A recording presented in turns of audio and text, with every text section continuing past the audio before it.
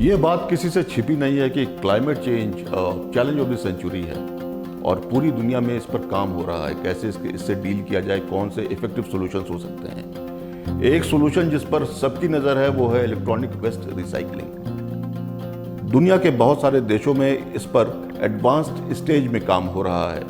भारत में भी इस पर कोई काम होना शुरू हो गया है। सरकार की भी नज़र है और कुछ स्टार्टअप्स हैं जिन्होंने बड़ा डिसिसिव मूव बनाया है और इस पर काम शुरू कर दिया है अपने रिसाइकलिंग प्लांट्स में। आज के इस एपिसोड में हम एक ऐसे ही स्टार्टअप की बात करेंगे जिसका नाम है Attero recycling. Incidentally prime minister Shri Narendra Modi ने अभी हाल में ही मन की बात में इस स्टार्टअप का जिक्र किया था।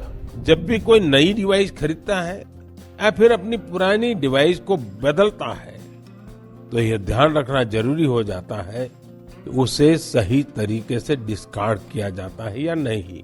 संयुक्त राष्ट्र की एक रिपोर्ट में बताया गया था कि हर साल 50 मिलियन टन ई वेस्ट फेंका जा रहा है।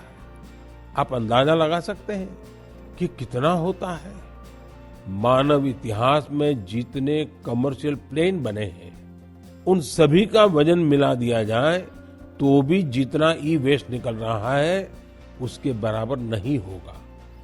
ये ऐसा है जैसे हर सेकंड 800 लैपटॉप फेंक दिए जा रहे हो। आप जानकर चौंक जाएंगे कि अलग अलग प्रोसेस के जरिए इस ई वेस्ट से करीब 17 प्रकार के प्रेशियस मेटल्स निकाले जा सकते हैं। इसमें गोल्ड, सिल्वर, कॉपर और निकल शामिल है। इसलिए ई वेस्ट का सदुपयोग करना कचरे को कंचन बनाने से कम नहीं है। आज ऐसे स्टार्टअप्स की कमी नहीं जो इस दिशा में इनोवेट काम कर रहे हैं। उत्तराखंड के रुड़की की एटेरो रिसाइकलिंग ने तो इस क्षेत्र में दुनिया भर में कई पेटेंट्स हासिल किए हैं। इसने भी खुद की ई वेस्ट रिसाइकल टेक्नोलॉजी तैयार कर काफी नाम कमाया है। अभी आप सुन रहे थे मन की बात से वो ऑडियो क्लिपिंग जिसमें प्रधानमंत्री नरेंद्र मोदी ने इस बात को एम्फसाइज किया है कि हिंदुस्तान के अंदर इलेक्ट्रॉनिक वेस्ट रिसाइकलिंग के लिए एक बेटर रेजिम होना चाहिए और उस कॉन्टेक्स्ट में उन्होंने अटेरो रिसाइकलिंग का नाम लिया। मेरे साथ यहाँ पर मौजूद हैं श्री नितिन गुप्ता जो कि फाउंडर एंड सीईओ हैं अटेरो रिसाइकलिंग के। आज के 15 साल पहले आपने ये कंपनी खोली थी। हाँ जी, हो गए हैं, 14 साल हो गए। हम जिस कंट्री में रह रहे हैं अभी और हमारा जितना अवेयरनेस लेवल की बात करें, जहाँ तक वेस्ट रिसाइकलिंग की बात आती है, मेट्रो में, इवन इंडियन मेट्रोज में पढ़ा लिखा वर्ग, टैक्स पेइंग वर्ग, प्रोफेशनल वर्ग, वो आज की तारीख में इस चीज़ से जूझ रहा है कि उसके घर से निकल रहा ड्राई वेस्ट या वेट वेस्ट उसको कैसे वो सेग्रीगेट करे, कैसे डील करे। इस तरह के माहौल में अगर हम ये बात करते हैं कि इलेक्ट्रॉनिक वेस्ट रिसाइकलिंग, हमको उस डायरेक्शन में सोचना चाहिए। Is it a far fetched idea as of today? नहीं, बिल्कुल नहीं Ritwik ji. It is not, definitely not a far fetched idea. बिल्कुल भी ऐसा नहीं है। देखिए, 3-4 चीज़ें मेरे पर्सपेक्टिव से मैं कोशिश करता हूँ बताने की। पहली बात, जितने भी कंज्यूमर्स हैं इंक्लूडिंग आप और मैं, राइट, हमारे लिए किसी भी वेस्ट डिस्पोजल या किसी भी काम करने के लिए सहूलियत होनी चाहिए। आज की डेट में हर कंज्यूमर चाहता है कि वो एनवायरनमेंट की प्रोटेक्शन की तरफ काम करे। कोई भी नहीं चाहता है वो कोई गलत काम करे, चाहे ड्राई वेस्ट और वेट वेस्ट को सेग्रीगेट करने की बात हो, या इलेक्ट्रॉनिक वेस्ट का साइंटिफिक डिस्पोजल हो, या लिथियम बैटरी का साइंटिफिक डिस्पोजल हो, या प्लांटिंग ट्रीज हो, what ever it is, right. बहुत ज़्यादा अवेयरनेस है, ऑब्वियसली अवेयरनेस और क्रिएट होना चाहिए, बट हर कंज्यूमर चाहता है ठीक काम करना। प्रॉब्लम आती है कि कंज्यूमर्स के पास ऑप्शन नहीं है करने का ठीक काम। जब तक वो ऑप्शन क्रिएट नहीं होगा या उनके लिए आसान नहीं होगा ठीक काम करना, तो उनको ब्लेम करना बहुत आसान है बट बिल्कुल गलत है हमारे पर्सपेक्टिव से, राइट। अब वेस्ट, नॉर्मल वेस्ट और इलेक्ट्रॉनिक वेस्ट में बहुत डिफरेंस है। नॉर्मल वेस्ट आपका यूज़ होता है एज डिस्पोजल, एज लैंडफिल या फॉर एनर्जी जनरेशन। ये जाता है इंसिनरेटर्स में जिससे एनर्जी जनरेट होती है, राइट। तो नॉर्मल वेस्ट का कोई इनहेरेंट वैल्यू नहीं है, कंज्यूमर को कोई पैसा नहीं मिलता। इलेक्ट्रॉनिक वेस्ट में गोल्ड है, सिल्वर है, कॉपर है, एल्यूमिनियम है, आयरन है, प्रेशियस मेटल्स हैं, रेयर अर्थ मेटल्स हैं। अगर सही टेक्नोलॉजी का यूज़ हो और ये सारे मटेरियल्स एक्सट्रैक्ट हों जो वापस सर्कुलर इकोनॉमी में जाएं, तो इलेक्ट्रॉनिक वेस्ट का एक इनहेरेंट वैल्यू है। इस वैल्यू को कंज्यूमर को दिया जा सकता है। अगर कंज्यूमर को प्राइस मिलेगा तो उनका मोटिवेशन कि इलेक्ट्रॉनिक वेस्ट ढंग से रिसाइकिल हो बहुत ज़्यादा डिफरेंट होगा as opposed to normal waste का सेग्रीगेशन। दोनों बिल्कुल डिफरेंट टॉपिक्स हैं। सवाल फिर वही उठता है, उस अवेयरनेस लेवल तक पहुंचना है जहां पर हर इंसान को ये जानकारी हो कि वो अपने मोबाइल को या अपने लैपटॉप को, जो कि end of the life stage पर पहुंच चुका है, उसको वो कैसे किस सही हाथों में दे। नॉर्मली लोग कबाड़ी को ही उठा के दे, एब्सोल्युटली, शहरों में आप देखोगे, और उनका ही बोलबाला है। उस अवेयरनेस लेवल तक जाने के लिए मेरे ख्याल से सारे स्टेक होल्डर्स को एक साथ आना होगा, जो कि अभी तक वो अलाइनमेंट नहीं नजर आ रहा है। बिल्कुल सही कह रहे हैं। ये अवेयरनेस की भी एक जर्नी है ऋत्विक जी, राइट। एक दिन में तो होगा नहीं। एंड आपने बिल्कुल सही कहा, सारे स्टेक होल्डर्स को साथ में मिलकर काम करना पड़ेगा अवेयरनेस बढ़ाने के लिए। सरकार के नए रूल्स जो ई वेस्ट के लिए हैं, उस पर भी अवेयरनेस के लिए बहुत ज़्यादा तवज्जो है।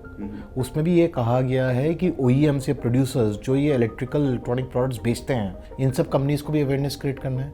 जो रिसाइकलिंग कम्युनिटी है लाइक अटेरो, उनको भी अवेयरनेस क्रिएट करना है, और स्टेट पोल्यूशन कंट्रोल बोर्ड को भी अवेयरनेस क्रिएट करना है, बाकी गवर्नमेंट एजेंसीज़ को भी अवेयरनेस क्रिएट करना है। तो काफ़ी तवज्जो इस पर दिया जा रहा है कि सारे स्टेक होल्डर्स मिलकर अवेयरनेस क्रिएट करें। Second important point from a consumer perspective समझना बहुत ज़रूरी है कि आज की डिजिटल एज में right disposal of electronic waste के 3 पहलू हैं। एक पहलू तो है कि सबसे ज़्यादा पैसा मिलना चाहिए, फाइनेंशियल पहलू है। दूसरा पहलू है कि साइंटिफिक रिसाइकलिंग होनी चाहिए, एनवायरमेंटल पहलू है। अगर साइंटिफिक रिसाइकलिंग नहीं होगी तो आज की डेट में जो होता है, जब आप इनफॉर्मल सेक्टर को या अनसाइंटिफिक रिसाइकलिंग करते हैं तो लोग साइनाइड यूज़ कर रहे हैं, सल्फ्यूरिक एसिड यूज़ कर रहे हैं गोल्ड वगैरह एक्सट्रैक्ट करने के लिए, उसको यूज़ करके नियर बाय नदी और नालों में फेंक देते हैं। उससे जो पोल्यूशन होता है वो हम एज अ सोसाइटी तो बेयर कर रहे हैं, राइट। तो that is very important second वाला पॉइंट, कि आप जिसको भी रिसाइकलिंग के लिए दे रहे हैं, यू हैव टू इंश्योर कि वो साइंटिफिक तरीके से रिसाइकल हो रहा है। थर्ड आपका आता है डिजिटल प्राइवेसी।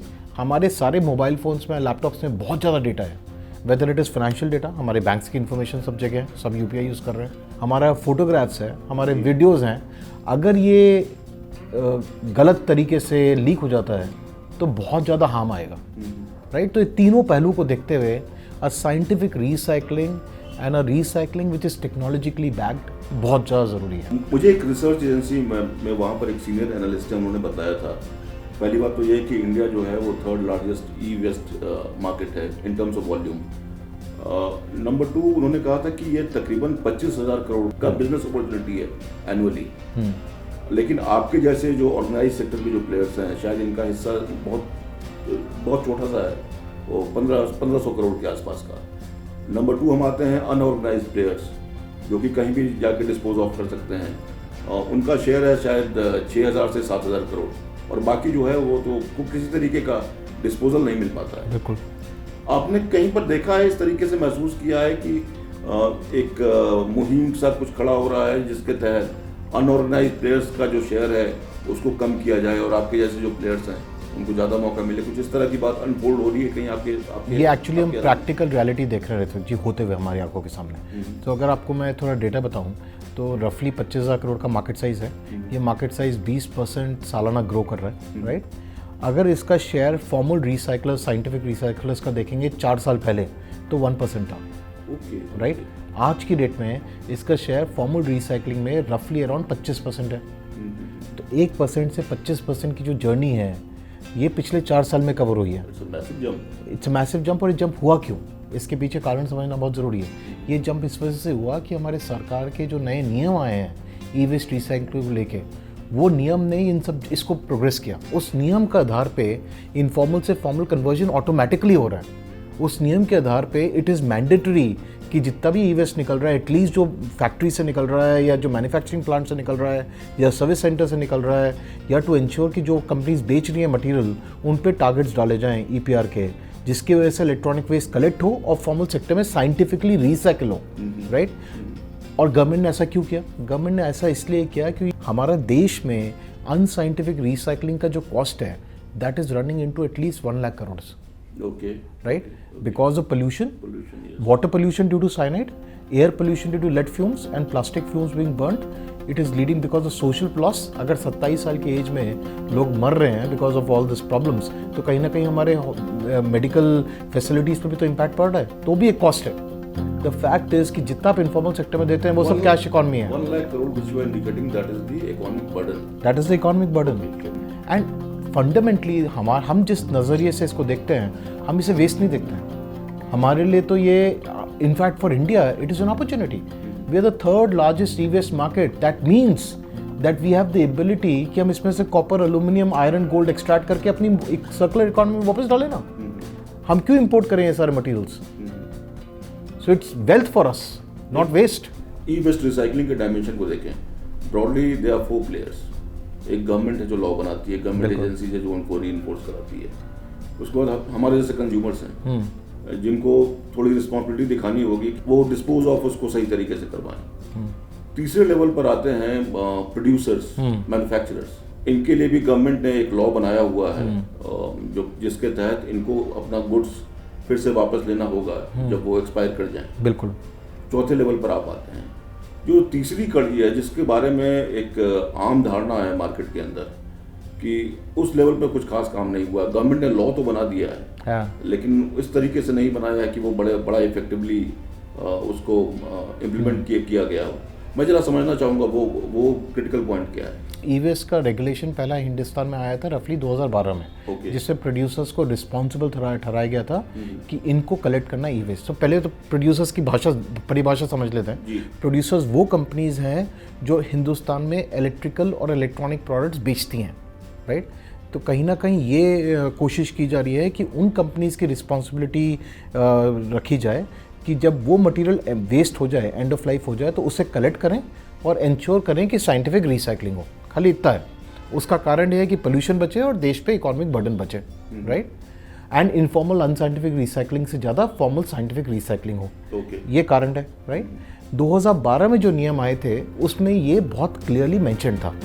अनफॉर्चुनेटली 2012 के नियम में ये नहीं था कि किस प्रोड्यूसर को कितना वेस्ट कलेक्ट करना है. तो अगर लेट्स से फॉर एग्जांपल अगर एप्पल 1 लाख सेलफोन बेचता है और सैमसंग भी 1 लाख सेलफोन बेचता है, उन्होंने दोनों ने एक सेलफोन कलेक्ट कर लिया तो कंप्लायंट है, राइट. तो वॉलंटरली कंप्लायंस था, ठीक है. यही रूल्स 2016 में मॉडिफाई हुए. अच्छा.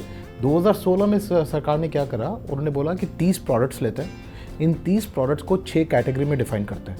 Washing machine, refrigerator, television, air conditioner, IT goods जैसे लैपटॉप और आपका टैबलेट्स या printers and everything else, basic goods है जो और मोबाइल फोन वाला material, right. Across each category government of India ने आफ्टर साइंटिफिक रिसर्च एक useful average life span define किया. मतलब लेट्स से एयर कंडीशनर का 10 साल कि अगर 10 साल हो गया तो उस बेसिस पे हम कैलकुलेट कर सकते हैं कि जो बेचने वाली कंपनीज हैं उनको इतना मटेरियल मार्केट से वापस लेना है, राइट. अब इससे बहुत ज़्यादा बहस हो सकती है कि 10 साल में एसी खराब होता है नहीं होता.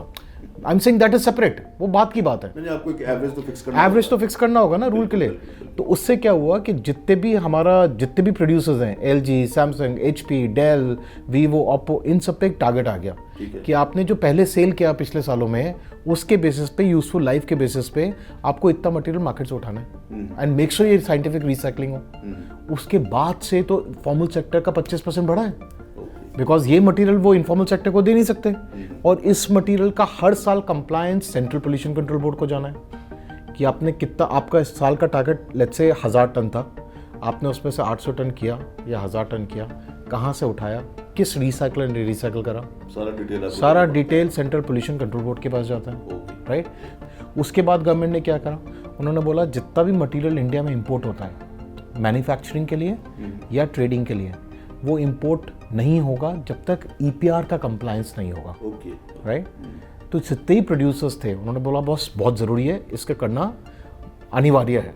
अब इस रूल का एक नया वर्जन आया है नवंबर 2022 में, जिसमें उन्होंने और भी बिल्कुल 30 प्रोडक्ट को बढ़ा के 100 कर दिया. क्या है उसमें जैसे आपके फैंस हैं, लाइटिंग प्रोडक्ट्स हैं, राइट, जितने भी होम अप्लायंसेज हैं, then a lot of other electronic products, telecom products हैं, and increasingly going forward solar panels भी आएंगे. स्टेट गवर्नमेंट्स, उनका क्या कंट्रीब्यूशन है इस इवॉल्विंग सिनेरियो में? सी स्टेट गवर्नमेंट्स का रोल मोर आता है इम्प्लीमेंटेशन पे. मैंने कहीं पढ़ा था कि इस तरह की कहीं बात चल रही है सरकार के अंदर कि हर डिस्ट्रिक्ट में के अंदर एक बड़ा रिसाइकलिंग सेंटर होना चाहिए जहाँ पे साइंटिफिकली चीज़ों को लाया जाए जो यूज हो चुकी हैं, लेकिन उसमें स्टेट गवर्नमेंट का पार्टिसिपेशन बहुत ज़रूरी है. तो अभी डिस्कशंस हो रहे हैं काफ़ी कि भाई रिसाइकलिंग इंफ्रास्ट्रक्चर को बढ़ाने के लिए क्या काम कर सकते हैं. सी एक तो पॉलिसी आ गई कि मटेरियल साइंटिफिकली रिसाइकल होना चाहिए. अटेरो जैसी कंपनीज हैं, अटेरो ऑब्वियसली लीडर है, हमारे पास बेस्ट टेक्नोलॉजी है दुनिया की रिसाइकल करने के लिए।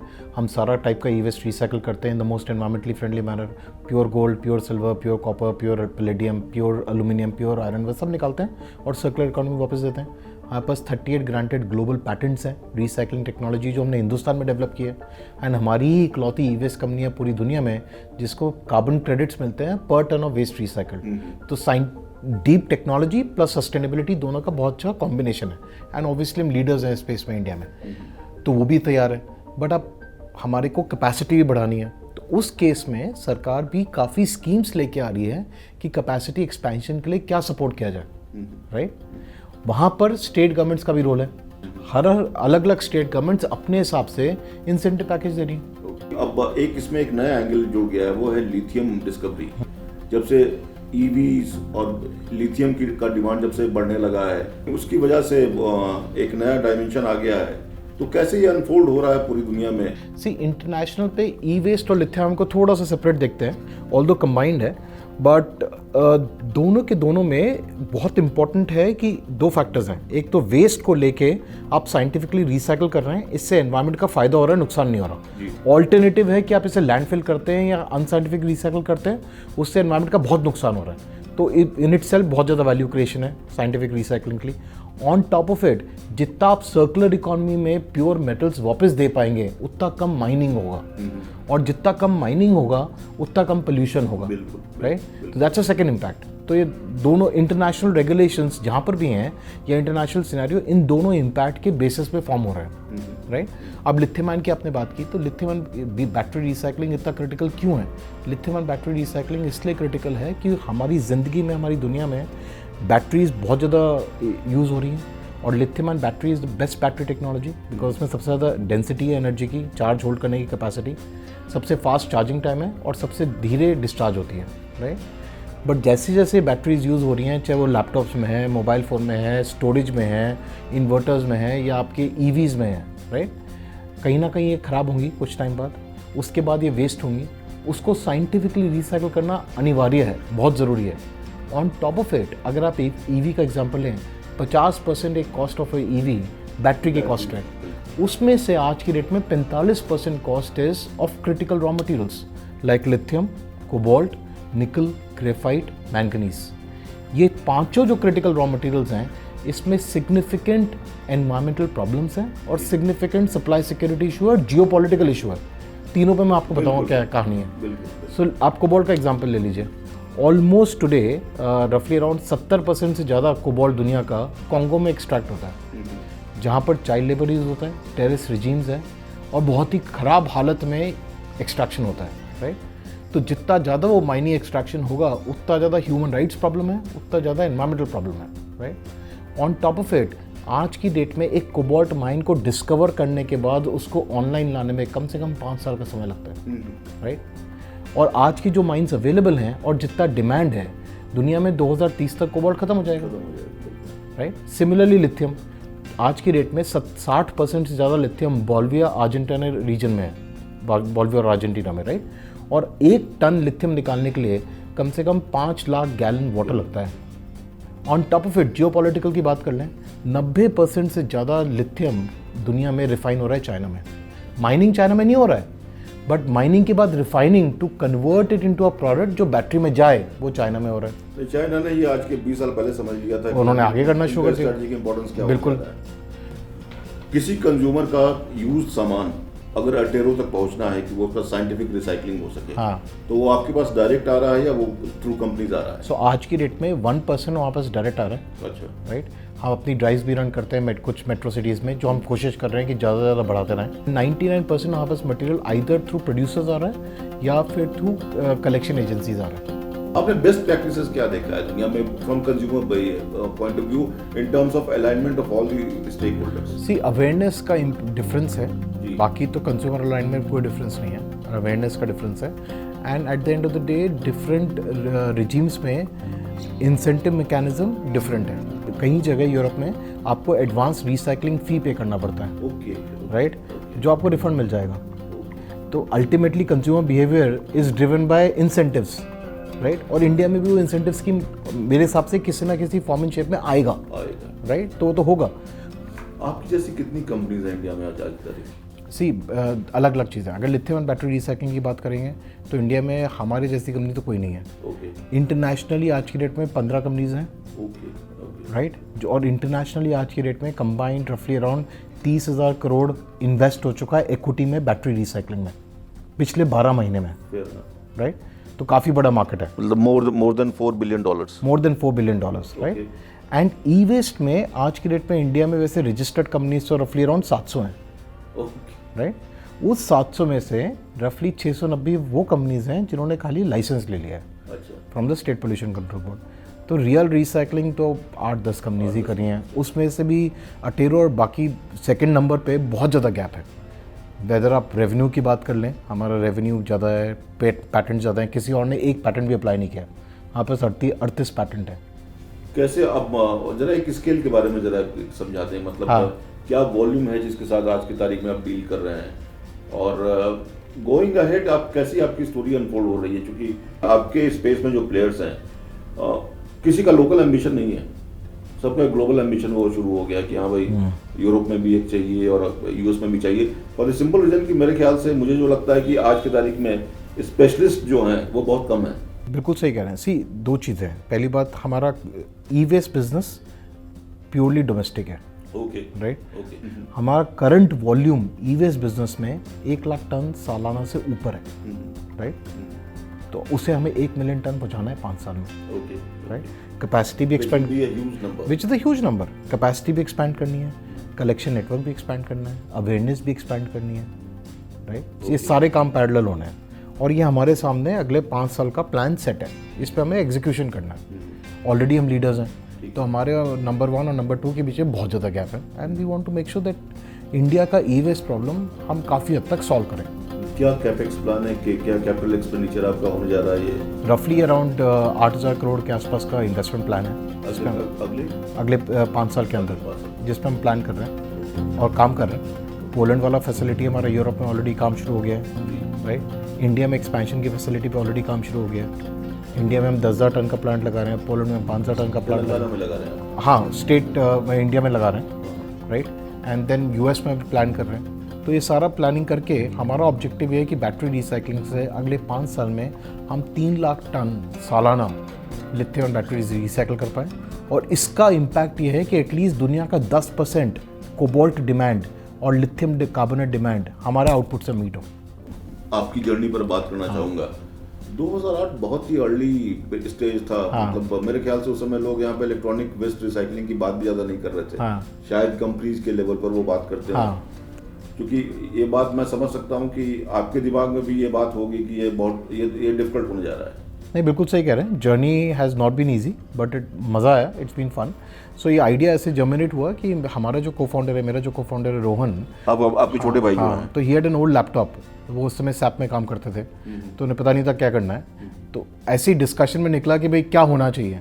तब ज़्यादा जब रिसर्च किया तो पता चला कि भाई अभी तो इंडिया में कोई सोल्यूशन है ही नहीं, बट डायरेक्शनली सही बिजनेस है, तो अगर सही टेक्नोलॉजी डेवलप हो तो ये सस्टेनेबल भी है, एनवायरमेंटली भी अच्छा है, और हम अगर अटेरो में आप किसी से ही बात करेंगे, हमारा पैशन है टेक्नोलॉजी और सस्टेनेबिलिटी, उसमें फिट बैठता है, तो इसलिए हमने इस जर्नी पे काम करना शुरू करा।